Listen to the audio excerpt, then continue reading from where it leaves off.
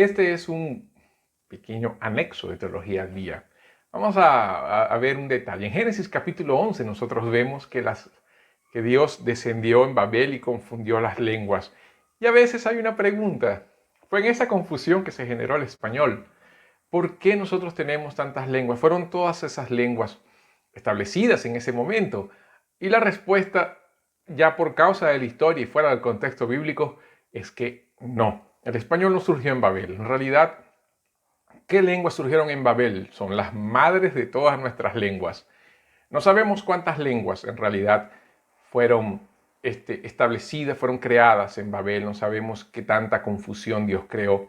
No tenemos idea de todo eso. En realidad, ni siquiera sabemos cuál fue la lengua original de nuestros primeros padres.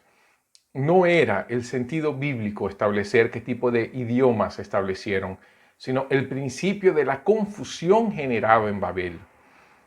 ¿Por qué? Porque cuando nosotros vemos Génesis capítulo 11, lo podemos comparar con Hechos capítulo 2. Y en Génesis capítulo 11 y en Hechos capítulo 2, vemos que en esas dos situaciones Dios envía lenguas diferentes a las personas.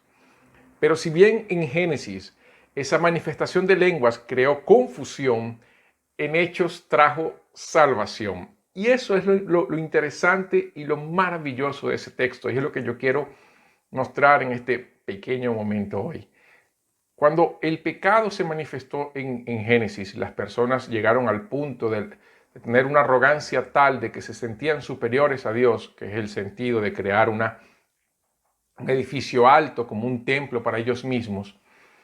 Dios llega y los confunde para demostrar que Él está por encima de cualquier momento, de cualquier empresa humana. En que Dios puede traer confusión inclusive en el momento de mayor unidad de las personas. Está en Génesis capítulo 11, la humanidad toda en ese momento estaba reunida en un solo corazón, en un solo pensamiento, para construir un templo que rivalizase contra el culto de Dios. Pero en Hechos capítulo 2, la Biblia dice que también la iglesia estaba unánimes, juntos, en un mismo propósito, en un mismo sentir, pero en este caso de manifestar la gloria de Dios al mundo.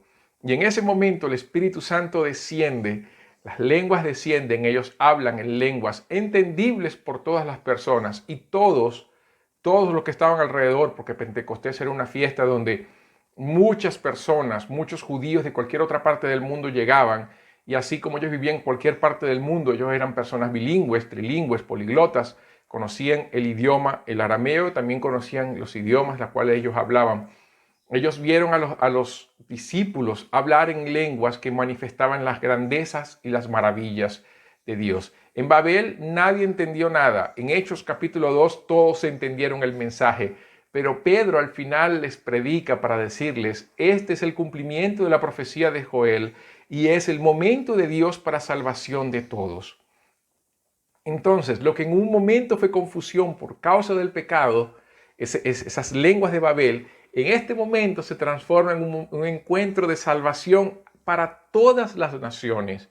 El evangelio sería predicado en el idioma de las personas, de tal manera que todos pudieran entender la grandeza, el poder y la salvación de nuestro Dios.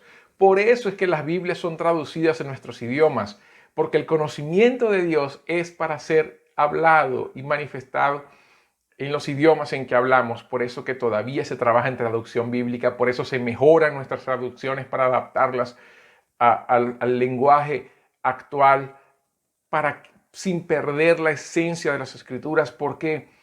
Porque el conocimiento de Dios es para ser hablado y entendido en el contexto en que vivimos, de una manera clara, de una manera fiel, de una manera poderosa.